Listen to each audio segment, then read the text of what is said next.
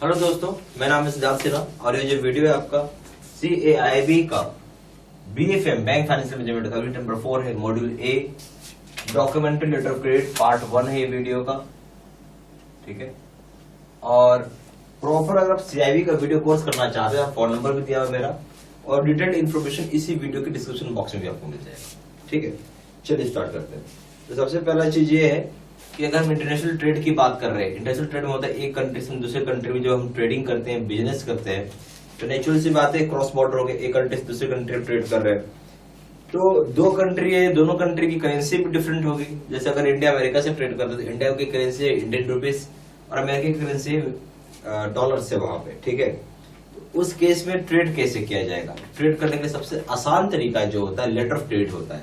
क्या होता है? लेटर ऑफ ट्रेड होता है, LC जिसको हम बोलते हैं, ठीक है। बहुत ही आसान होता है और ये दोनों देशों के लिए सबसे इजी है और सबसे फेवर्ड है इंस्ट्रूमेंट। जहां पे जो खरीदार है, खरीदार मान लीजिए बायर जिसको हम इंपोर्टर बोलते हैं, उसको गारंटी होती है कि मैं जो पैसा दे रहा हूं मुझे उसके बदले सामान मिलेगा। सेलर यानी जो आप बोल सकते हैं एक्सपोर्टर है, उसको भी इस बात की पैसे की सुनिश्चित होती है कि मैं सामान बेच रहा हूं मुझे पैसा रिसीव हो जाएगा। आ रही बात समझ में? ये सारा चीज LC इस तरीके से करता है। जो चीज मैंने आपको बताया इसी चीज को हम लिख लेते हैं।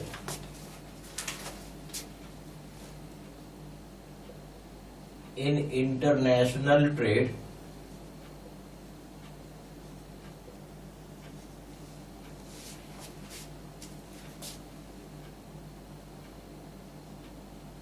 ठीक है, where buyers and sellers are far apart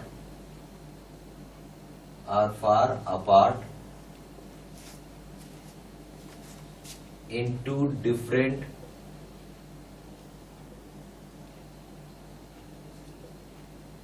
countries or even continents,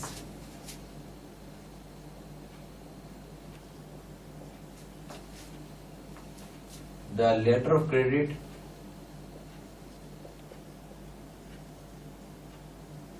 यानी जो LC बोल रहे हैं as most favored nation, as most favored या convenient instrument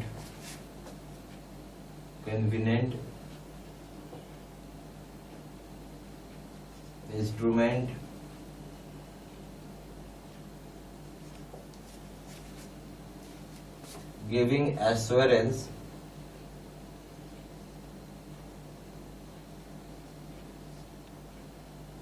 to the seller of goods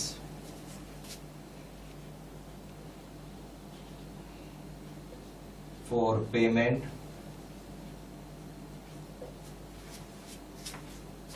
and to the buyers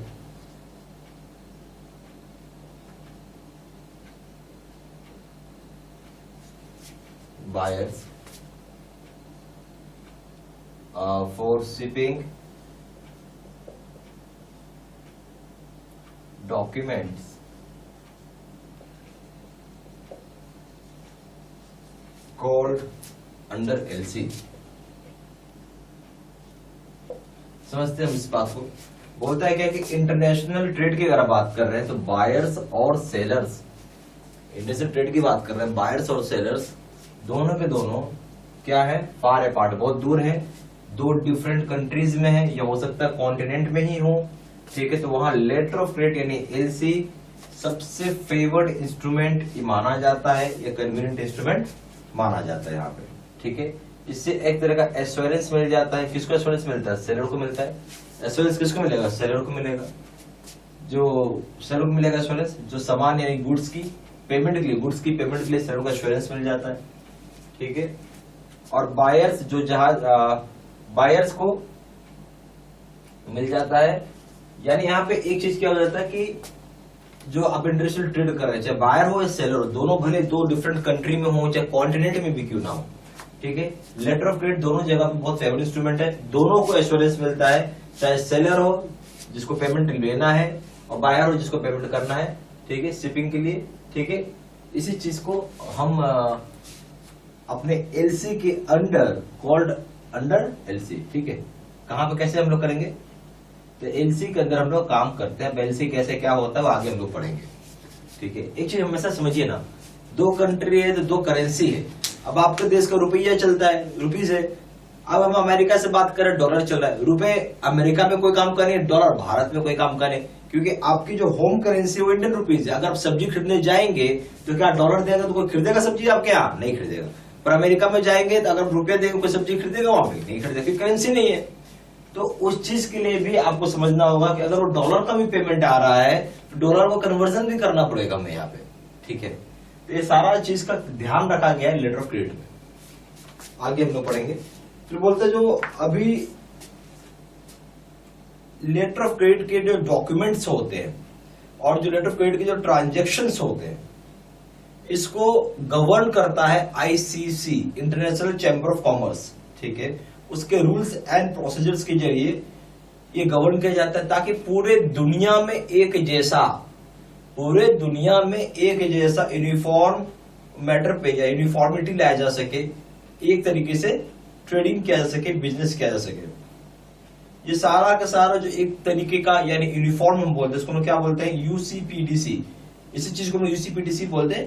पूरा नाम क्या होगा? Uniform customs and practices for documentary credits, ठीक है। उस बात को भी हम लोग लिख लेते हैं। In order to bring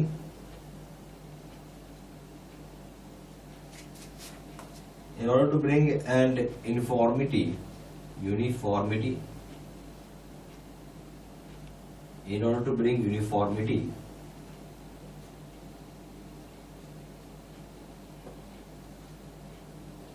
in matters pertaining to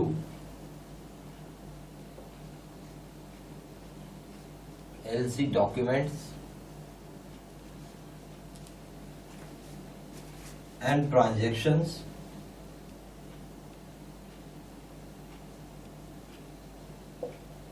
ठीक है, ICC।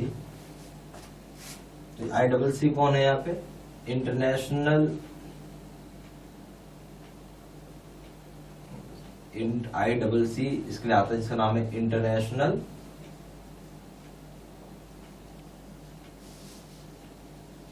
Chamber of commerce,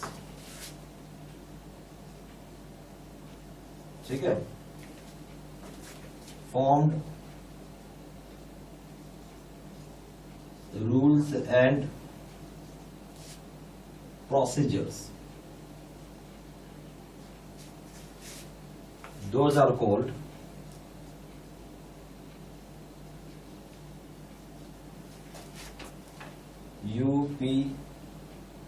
UCPDC।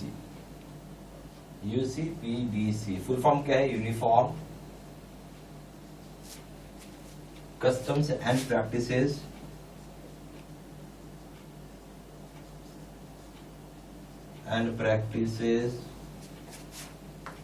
for documentary credits,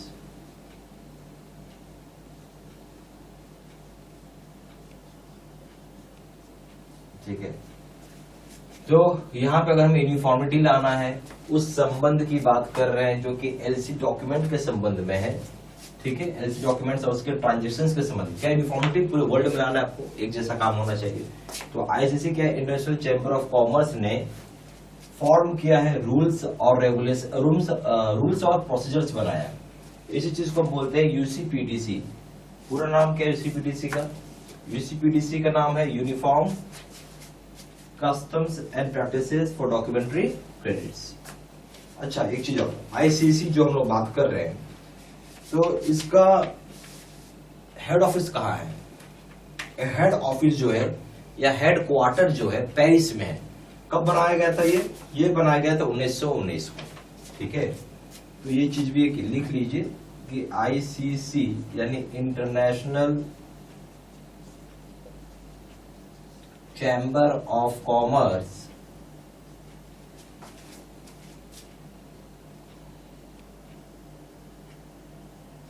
कब स्टैब्लिश्ड हुआ था?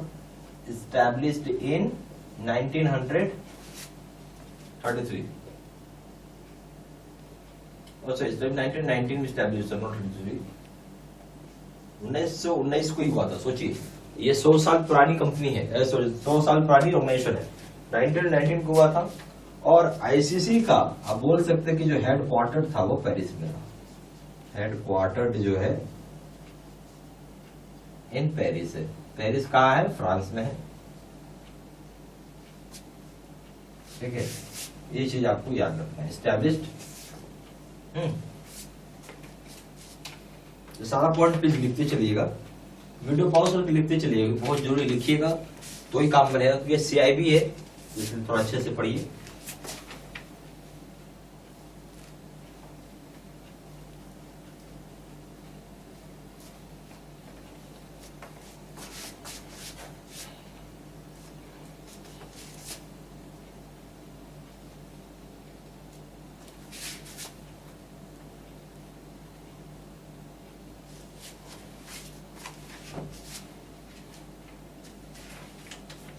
फिर बोलता है कि पहला यूसीपीडीसी पब्लिश हुआ था 1933 में, उसके बाद रिवाइज किया गया है 1951 में आया, 1962 में आया, 1976 में आया, 1983 में आया, और फिर 1993 में, और सबसे पहले अभी हाल फिलहाल में आया 2007 में आया। ठीक है, इस बात को भी लिख लीजिए कि first UCPDC published in 1933 and has been revised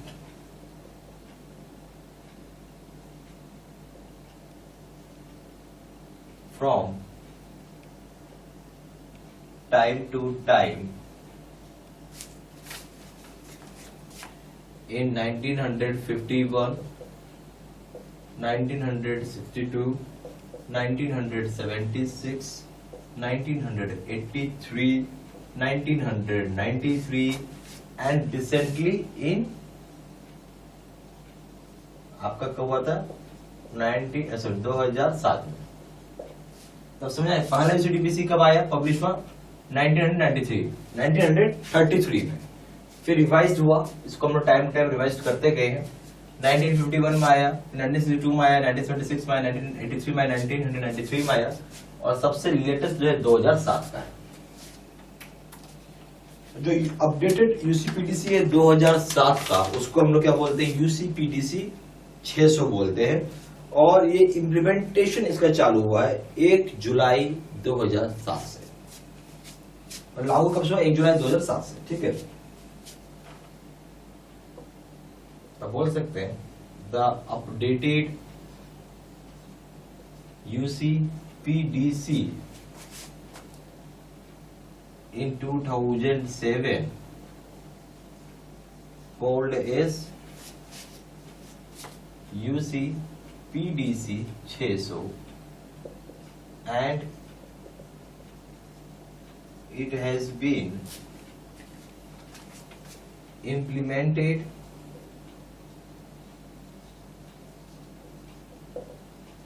with effect from 01/07/2007 से इसको लागू किया गया। तो अपडेटेड यूसीपीडीसी कब का है? 2007 का, उसको हम लोग बोलते हैं यूसीपीडीसी 600, और इसको हम इंप्लीमेंट कर रहे हैं विथ इफेक्ट फ्रॉम 1 जुलाई 2007 से।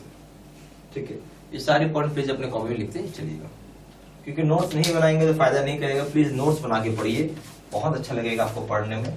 ठीक है, और आप ही का भला होगा और आप ही पास करेंगे। ओके, ठीक है ना। यहाँ पे सीआईबी के दो तरह के कोर्सेज है। सीआईबी का पीपीटी यानी कंप्यूटर स्क्रीन रिकॉर्डेड कोर्स है, और दूसरा है सीआईबी का face to face video course. जो सीआईबी का पीपीटी कोर्स यानी कंप्यूटर स्क्रीन रिकॉर्डेड कोर्स है, उसमें क्या होता है कि आपका कंप्यूटर का स्क्रीन रिकॉर्ड किया रहेगा और उसको आपको पढ़ाया हुआ रहेगा। फेस टू फेस पे क्या होता है कि मैं बोर्ड पे आके पढ़ाऊंगा, जैसे कभी आपने जो वीडियो देखा बिल्कुल फेस टू फेस कोर्स था वो, जहाँ मैं बोर्ड पे आके पढ़ा रहा था। ये इस तरह का कोर्स सबसे बढ़िया होता है, बेस्ट होता है। और आप ये मान के चलिए कि ये कोर्स कर रहे हैं तो आप फर्स्ट टाइम में ही आप पास कर जाएंगे, कोई दिक्कत नहीं आता है इसमें। ठीक है। और उसके बाद इसमें एक सबसे बढ़िया चीज़ होती है कि डेप्थ, जो हम लोग डेप्थ खोजते हैं ना कि सब चीज़ कवर किया हुआ रहे, तो आपको इसके अंदर मिलेगा वो।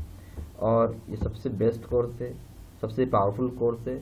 मैं यही कोर्स करने के लिए आपको रिकमेंडेशन दूंगा। दोनों कोर्सेज को कंपेयर करेंगे, दोनों जगह वीडियो लेक्चर कोर्स है, दोनों जगह केस स्टडी का वीडियो है। यहाँ पे 6000 सेट ऑफ क्वेश्चन बैंक है, 12000 सेट ऑफ क्वेश्चन बैंक है। यहाँ 30 मॉक टेस्ट है और दोनों जगह रिविजन नोट्स है।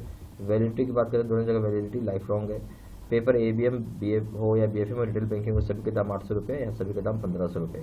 ABM प्लस BFM का दाम यहाँ पे 1500 रुपये, यहाँ पे दाम है 2700 रुपये। अगर आप कॉम्बो पैक करते हैं, रिटेल पेपर एक साथ करते हैं, इसका दाम है 2000 रुपये और इसका दाम है यहाँ पे 3500 रुपये। ठीक है।